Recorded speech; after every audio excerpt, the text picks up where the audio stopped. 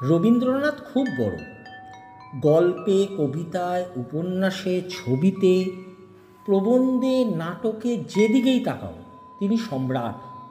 তার কাছাকাছি তোমরা কেউ যেতে পারবে না কোনো দিন। আমি কিন্তু অন্তত একটা ব্যাপারে রবীন্দ্রনাথের মতোই গৌরব অর্জন করেছিলাম। হাসছ নিশ্চয়ই, কিন্তু শুনে তোমরাই বিচার করো। রবীন্দ্রনাথের জীবন স্মৃতি পড়েছ? তিনি তখন একেবারেই শিশু। স্কুলে যাওয়ার বয়স তার মোটেই হয়নি, অথচ বড়দের সঙ্গে স্কুলে যাওয়ার জন্য তিনি দারুণ কান্না জুড়ে দিয়েছিলেন। আর সেই সময় তার বাড়ির মাস্টার মশাই তাকে ধাঁ করে এক দারুণ চাটি বসিয়ে দিয়ে বলেছিলেন, এখন স্কুল যাওয়ার জন্য কাঁদছ, এরপরে না যাওয়ার জন্য কাঁদতে হবে। সেই গুরুবাক্য রবীন্দ্রনাথের জীবনে কি গুরুতরভাবেই ফলে গিয়েছিল। রবীন্দ্রনাথের সঙ্গে এইখানেই আমার দারুণ মিল, আর আমার অভিজ্ঞতাও ঠিক ওই রকম করুন। বক্তা নারায়ণ গঙ্গোপাধ্যায়, যারা নাম শুনলেই আমাদের চোখের সামনে ভেসে ওঠে অনবদ্য একটি চরিত্র, টেনিদা। এছাড়াও তার কলম দিয়ে বেরিয়েছে নানা স্বাদের গল্প, উপন্যাস। মাদলের আজকের উপস্থাপনায় আমরা শুনব তার এরকমই ভিন্ন স্বাদের একটি গল্প, পুষ্করা। গল্পের কথক কাশীকুমোর এবং গাড়োয়ানের চরিত্রে দেবাঞ্জন, পুরোহিত কাঞ্চন, পাগলি অঙ্কিতা, সূত্রধর সুশান্ত, প্রচ্ছদ জয়, সম্পাদনা এবং আবহ দেবাঞ্জন, বিশেষ সহযোগিতায় সুশান্ত। আমরা বিশেষভাবে কৃতজ্ঞ শ্রী সিদ্ধিনাথ চট্টোপাধ্যায়ের কাছে, যিনি এই গল্পটির উপস্থাপনার বিষয়ে বিভিন্ন খুঁটিনাটি তথ্য দিয়ে সাহায্য করেছেন। তিনি আজ আমাদের মধ্যে নেই। মাদলের আজকের উপস্থাপনাটি আমরা তাঁকেই উৎসর্গ করছি। ওম অঞ্জনাত্রিনিভাং দেবীং শ্মশানালয় বাসিনীং ভক্তনেত্রাং মুক্তকেশিং শুষ্কমাংসাতি ভৈরবাম পিঙ্গাক্ষিং বাম হস্তেন মদ্যপূর্ণং কপালকম সদ্যকৃত্বা ক্ষীরদক্ষহস্তেন দধৌতিং শিবাং স্মিতবজ্জাং সদা চাম মাংস চর্বণ তৎপরাং নানালঙ্কার ভূষাঙ্গিং নগ্নাং মত্তাং সদা সবই। তর্করত্ন কালী পুজোয় বসেছিলেন। শুক্লা চতুর্দশীর রাত, আশ্বিনের জ্যোৎস্না শুভ্র আকাশ। কোথা থেকে রাশি রাশি কালো মেঘ এসে সে শুভ্রতাকে আচ্ছন্ন করে দিয়েছে। সন্ধ্যায় নদীর যে জল গলানো রূপোর মতো ঝলমল করছিল, তার রং এখন কালো আর পিঙ্গলে মিশে যেন হিংস্রতার রূপ নিয়েছে। আর একবার খানিকটা কারণ গলাধকরণ করে তর্করত্ন ভয়ার্ত বিহ্বল চোখে তাকালেন। ওপারের বন জঙ্গলগুলো রাশি রাশি বিচ্ছিন্ন আর আকারহীন বিভীষিকার মতো জেগে রয়েছে। বাতাসে শীতের আভাস। তর্করত্নের মনে হলো তবুও তাঁর সমস্ত শরীরের মধ্যে আগুন জ্বলছে। রোমকূপের রন্ধ্রপথে আগুনের কণার মতো বেরিয়ে আসছে ঘামের বিন্দু। শুক্লা চতুর্দশীর রাতে কালী পুজো, কথাটা শুনতে অশোভন আর অশাস্ত্রীয় ঠেকছে, কিন্তু এ সাধারণ কালী পুজো নয়। আশেপাশে 10খানা গ্রাম জুড়ে মড়ক দেখা দিয়েছে, কলেরার মড়ক। আর সে কি মৃত্যু! 6 মাসের শিশু থেকে 60 বছরের বুড়ো দিব্যি আছে, কোনো রোগ ব্যাধির বালাই নেই। হঠাৎ কাটা কই মাছের মতো ধরফর করে মরে যাচ্ছে। তাই দেবীর কোপ শান্ত করবার জন্যে শ্মশানে শ্মশানকালী পুজোর আয়োজন। অসহায় বিপন্ন মানুষ তিথি নক্ষত্রের দোহাই মানে না। পাশেই একটা পেট্রোম্যাক্স জ্বলছে, তার সাদা দীপ্তিটা কেমন নীলাভ হয়ে আসছে। তেল ফুরিয়ে গেছে বোধহয়। আলোটার ওপরে নিচে নানা জাতের ছোট বড় পোকা এসে জমেছে স্তূপাকারে। তারই অদূরে বসে কাশীকুমোর গাঁজা খাচ্ছে আর গায়ের ওপর থেকে পোকা তাড়াচ্ছে ক্রমাগত। মুখ থেকে গাঁজার কলকে নামিয়ে কাশীকুমোর বললে, এলো। অসহায় কাতর দৃষ্টিতে চারিদিকে তাকিয়ে তর্করত্ন বললেন, না, কোনো পাত্তাই তো দেখছি না। রাত তো প্রায় কাবার, বউ হয়ে গেছে কতক্ষণ, ও আজ আর আসবে না। আসবে না? আসবে না মানে? না এলে কি হবে জানিস? পুষ্করা পাবে, কারো রক্ষা থাকবে না। তোর নয়, আমার নয়, শ্মশানকালীর খাঁড়ায় কেটে কুটে এক যাই হয়ে যাবে সমস্ত। একটি মানুষেরও আর বাঁচবার জো থাকবে না। বীরাসনে বসেও রক্তবস্ত্রধারী তর্করত্নের আপাদমস্তক থরথর করে কেঁপে উঠল। কাশী কুমোরের হাত থেকে গাঁজার কলকে খসে পড়ে গেল। ডাকো না ঠাকুর, ভালো করে মাকে ডাকো। এতকাল পুজো আচ্চা করলে, এত বড় পণ্ডিত তুমি, আর দেবীকে ভোগ খাওয়াতে পারলে না। ডাকো ডাকো, প্রাণপণে ডাকো।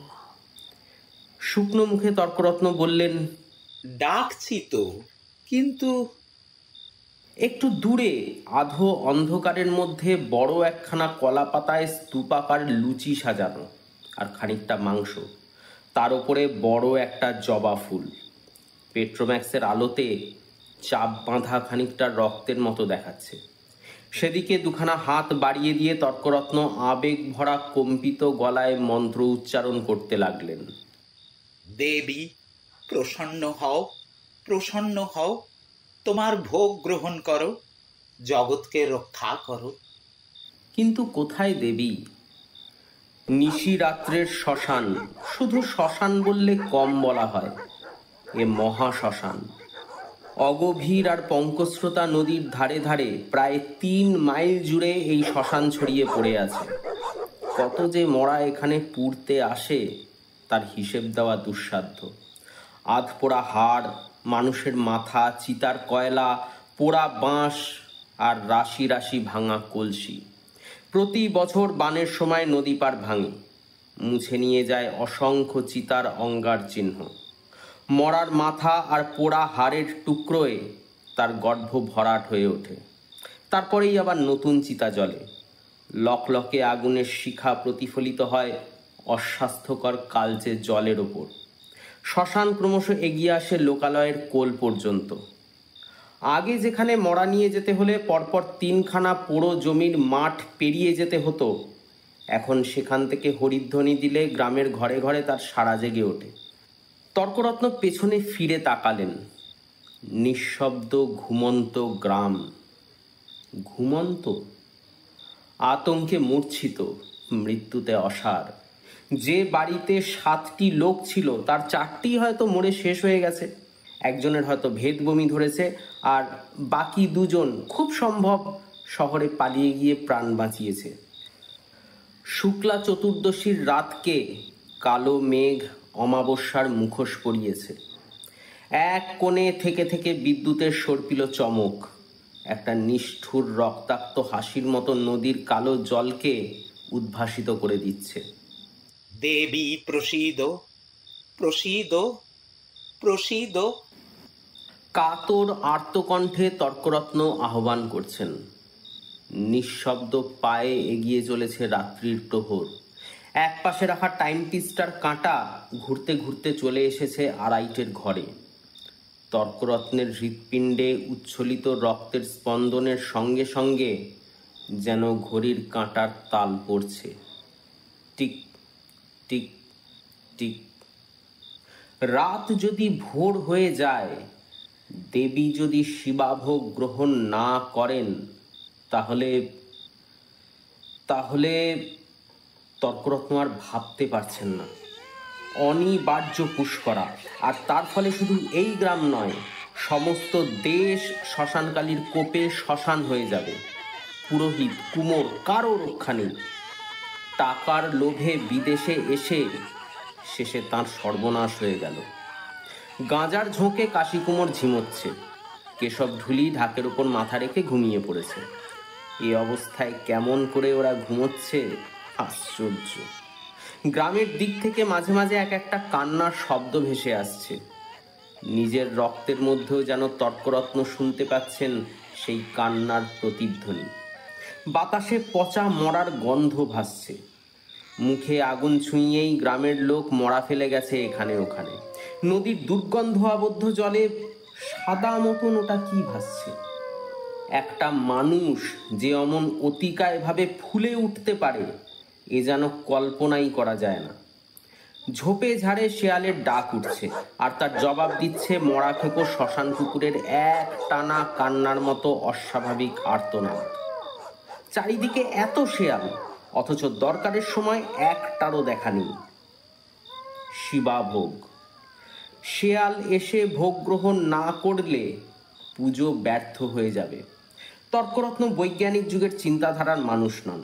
তিনি শাস্ত্র বিশ্বাস করেন, দেবীর মাহাত্ম্যে বিশ্বাস করেন।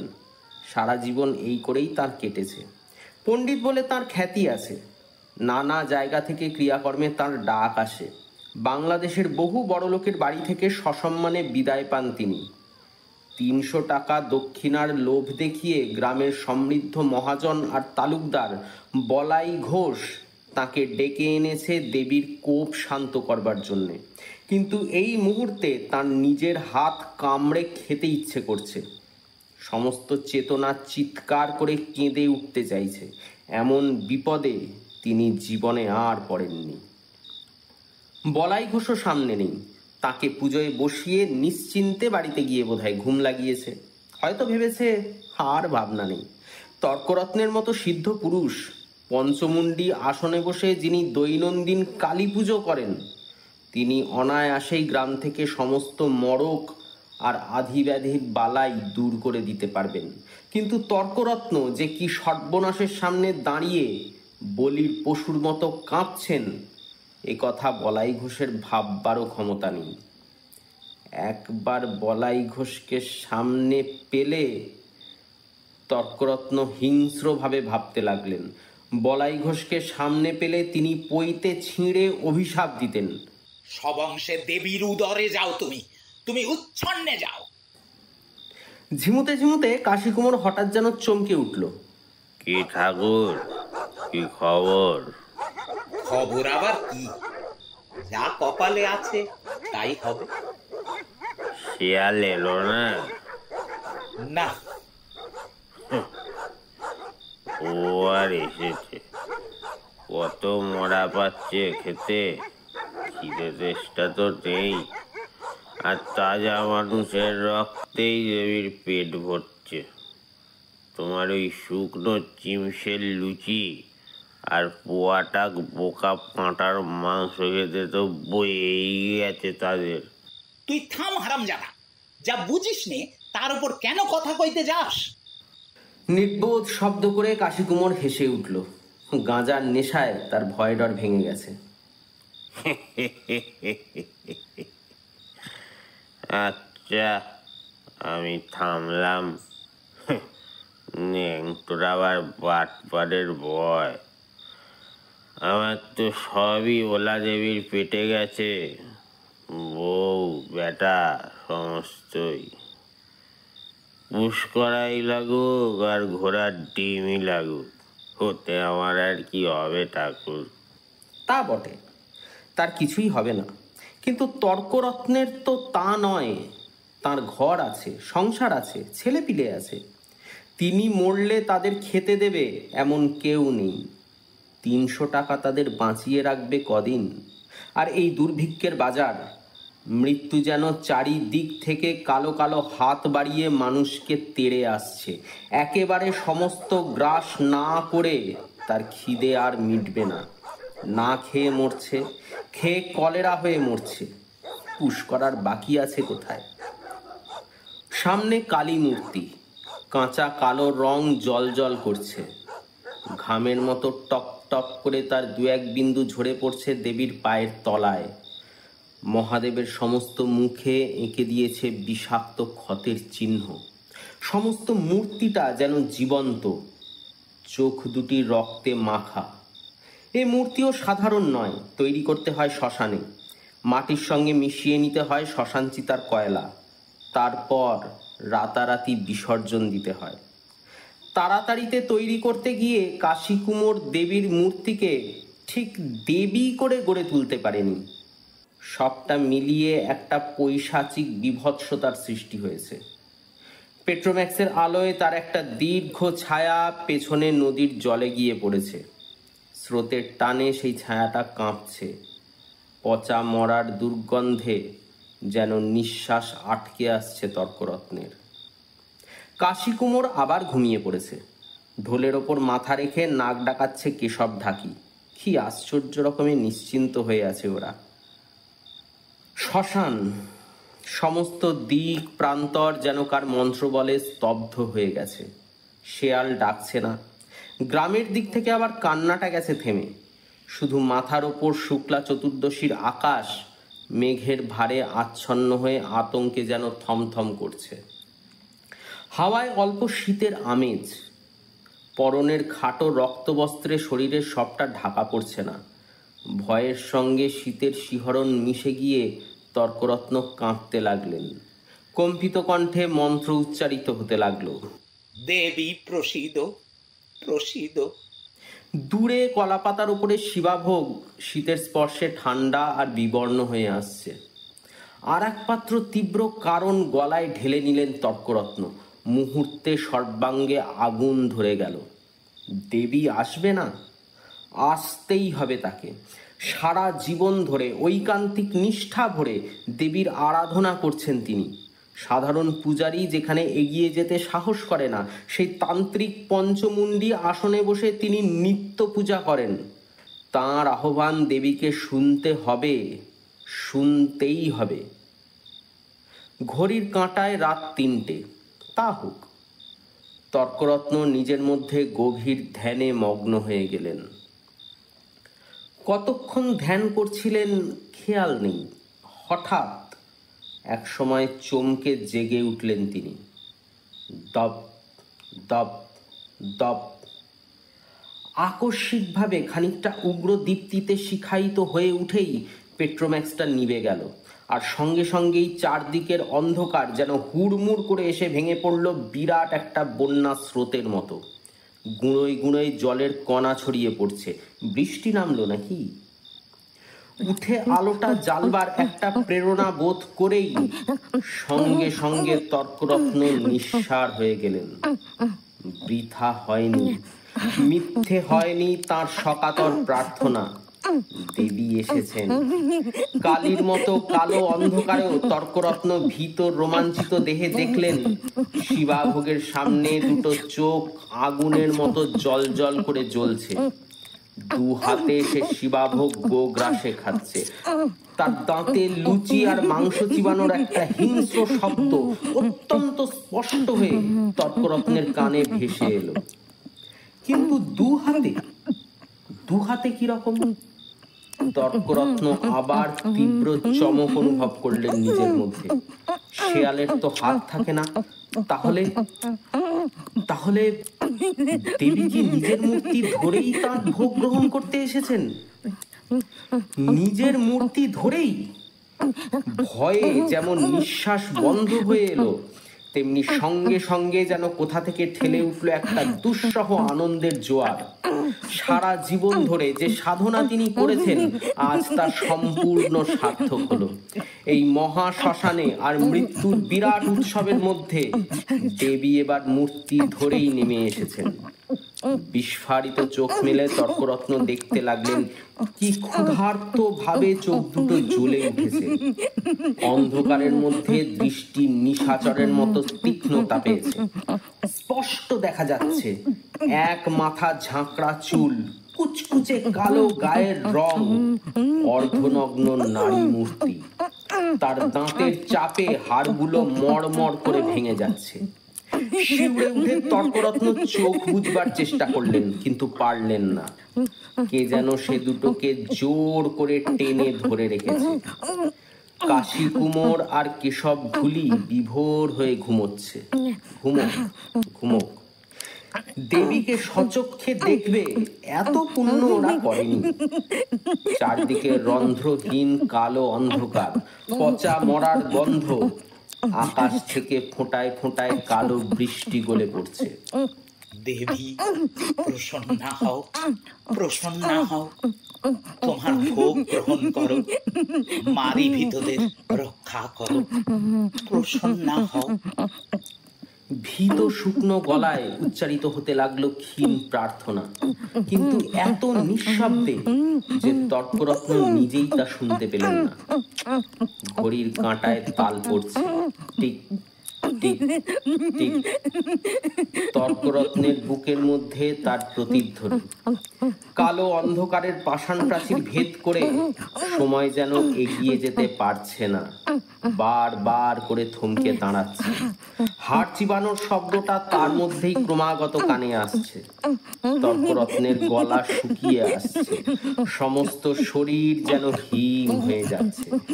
আর একবার একমাত্র কারণ খেয়ে নিতে পারলে মন্দ হতো না, কিন্তু নড়বার সাধ্য নেই। কে যেন তার সমস্ত অঙ্গ প্রত্যঙ্গগুলিকে অসাড় আর অনড় করে দিয়েছে।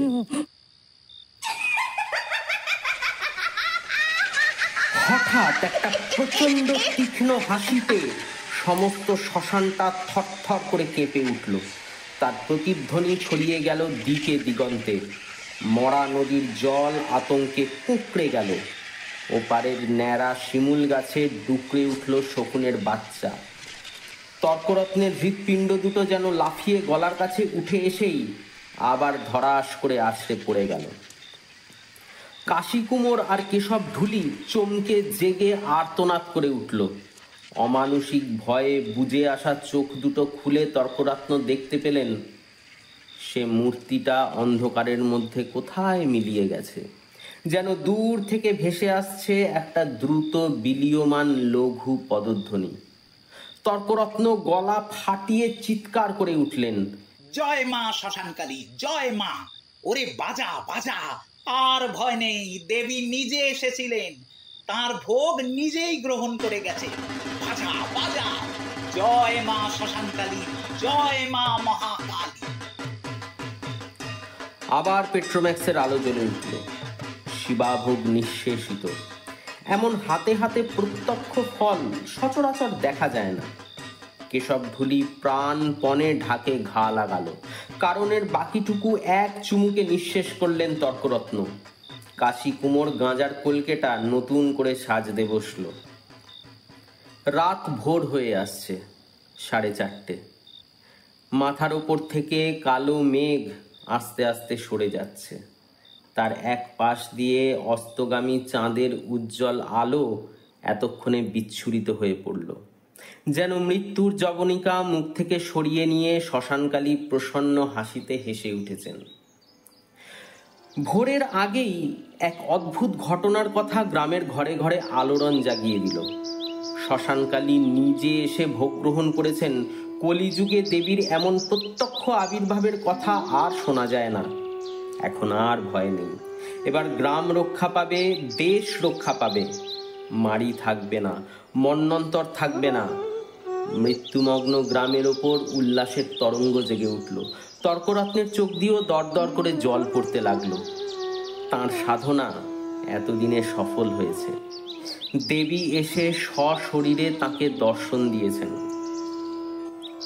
বেলাবেলি স্টেশনে যাওয়ার ইচ্ছে ছিল তর্করত্নের, কিন্তু গ্রামের লোক তাকে যেতে দিলে না। বলাইঘস্ত গলায় কাপড় জড়িয়ে সারাদিনই তার পদতলে পড়ে রইল। ধুলো দিতে দিতে পায়ের এক পর্দা চামড়াই উঠে গেল তর্করত্নের। আর সমবেত জনতার কাছে সত্যি মিথ্যের রং ছড়িয়ে ব্যাপারটা ফলাও করতে লাগলো কাশিকুমোর। মাকে দেখবার পুণ্যিত করিনি, তাই পাপ চোখে কি মোহ নিদ্রাটাই নেমে এলো। সবই তাঁর লীলে। আর সেই ঘুটঘুটে অন্ধকারের মধ্যে মা নিজেই নেমে এসে শিবা ভোগ খেলেন। গলায় মুন্ডমালা, হাতে খাঁড়া, জিভ থেকে টক টক করে পড়ছে রক্ত। তারপর সে কি ভয়ানক হাসি! শুনলে যেন পেটের পিলে ফুসফুস একসঙ্গে চাট করে ফেটে যায়। চমকে তাকিয়ে দেখি। সন্ধ্যার পরে তর্করত্ন গরুর গাড়িতে চেপে স্টেশনে যাত্রা করলেন। শেষ রাতে ট্রেন ধরতে হবে, তারপর শহর। গাড়ির অর্ধেকটা দানে আর দক্ষিণায় বোঝাই। কলা, মূলো, নারিকেল, কাপড়, আরও কত কি। এদিক দিয়ে বলাই ঘোষের কার্পণ্য নেই। ধানের ব্যবসা করে সে মেলা টাকা কামিয়েছে এবারে। তাছাড়া ঘোষপাড়া গ্রামটাই তালুকদার আর মহাজনের দেশ। যুদ্ধের বাজারে তারা মুঠো মুঠো টাকা কুড়িয়ে নিয়েছে। দক্ষিণার অঙ্কে 300 টাকার জায়গায় 500 টাকা তুলে দিয়েছে তাঁর হাতে। তর্করত্ন প্রাণ ভরে আশীর্বাদ করেছেন। 500 টাকা একটা কালী পুজোর দক্ষিণা? যুদ্ধে দেশের ব্যবসা বাণিজ্যের উন্নতি না হলে এমন কথা কেউ কি ভাবতে পারত? অত্যন্ত প্রসন্ন মনে তর্করত্ন একটা বিড়ি ধরালেন। গাড়ি চলেছে মন্থর গতিতে। আজ কোজাগরী লক্ষ্মী পূর্ণিমা। সন্ধ্যার সঙ্গে সঙ্গে আকাশ আলো করে দিয়ে চমৎকার চাঁদ উঠেছে। কালকের মেঘাচ্ছন্ন শ্মশানের সঙ্গে এর কত তফাৎ! শহরের অনেকগুলো কালী পুজো আজ তর্করত্নের নষ্ট হয়ে গেল, তা যাক, বলাই ঘোষ অনেক বেশি পরিমাণে তার ক্ষতিপূরণ করে দিয়েছে। দুপাশে দূর বিস্তৃত মাঠ, উজ্জ্বল চাঁদের আলোয় দিকে দিগন্তে ধানের শীষ দুলছে। চমৎকার ফলন হয়েছে এবার। মাঝে মাঝে এক একটা দীর্ঘ তালের গাছ প্রহরীর মতো কালো ছায়া ফেলছে। পথের দুপাশে কাঠমল্লিকার ফুল যেন গন্ধের মায়া বিস্তার করে দিয়েছে। এখানে ওখানে গ্রাম। এত শস্য, এত জীবনের মধ্যেও মৃত্যু আর মন্বন্তরের স্পর্শে নিস্তব্ধ। জিহ্বা আর তালু সহযোগে একটা প্রবল শব্দ করে গাড়োয়ান গাড়িটাকে থামিয়ে দিলে। তর্করত্ন চমকে উঠল। এই নির্জন মাঠের মধ্যে ডাকাত নয় তো, সঙ্গে 500 নগদ টাকা, বিস্তর জিনিসপত্র, বড় ভরসাও নেই। কি হলো রে? রাস্তার উপর ডোমপাড়ার পাগলিটা পড়ে আছে বাবু। কে ডোমপাড়ার পাগলি? কি হয়েছে? ওই অকালে ওর 3টে বেটা আর স্বামী না খেয়ে মরে গেছে বাবু, তাই পাগল হয়ে গেছে। রাস্তায় পড়ে কাতরাচ্ছে, জমে ধরেছে বোধহয়। থাক থাক, যেতে দে। পাশ দিয়ে তাড়াতাড়ি হাঁকিয়ে চলে যা। যে রোগ, বিশ্বাস নেই বাবা। গাড়ি চলতে লাগলো। কোজাগরী পূর্ণিমার রাশি রাশি জ্যোৎস্না, সাঁওতাল পাড়ায় মাদলের মৃদুগম্ভীর শব্দ। ওরাও কি লক্ষ্মী পুজো করে নাকি? কোজাগরী লক্ষ্মী ঘরে ঘরে ডাক দিয়ে যান। কে জাগে? চাঁদের দুধে ধানের শীষ পূর্ণায়ত হয়ে উঠছে। ফসলের ভরা ক্ষেতের মধ্যে থেকে থেকে একটি করে প্রদীপের শিখা। শস্য লক্ষ্মীকে আহ্বান করছে মাটির মানুষেরা। তর্করত্নের মনটা হঠাৎ বিহ্বল হয়ে উঠল। 2 হাত কপালে ঠেকিয়ে তিনি গদগদ কণ্ঠে বলতে লাগলেন, দোহাই শ্মশানকালী, কৃপা করো মা। পুষ্করা কেটে যাক, মানুষ আবার বেঁচে উঠুক। মা মহাকালী, তুমি মহালক্ষ্মী হয়ে এসে দেখা দাও। এত ধান, এত ফসল, পুষ্করা কেটে যাবে বই কি, কিন্তু একটা জিনিস তর্করত্ন বুঝতে পারেননি। তাঁর শ্মশানকালী এসেছিল ওই ডোমপাড়ার পাগলিটার রূপ ধরেই, আর এখনো পথের ধুলোয় পড়ে সে মৃত্যু যন্ত্রণায় ছটফট করছে। কালীর মতো জিভ মেলে হাঁপাচ্ছে এক ফোঁটা জলের জন্য। দীর্ঘদিনের বুভুক্ষার পরে দেবভোগ্য শিবাভোগ সে সহ্য করতে পারেনি। কিন্তু তবুও পুষ্করা কেটে যাবে। মারি আর মড়কের সমস্ত বিষ চিরকাল ওরাই নীলকণ্ঠের মতো নিঃশেষে পান করে নেয়।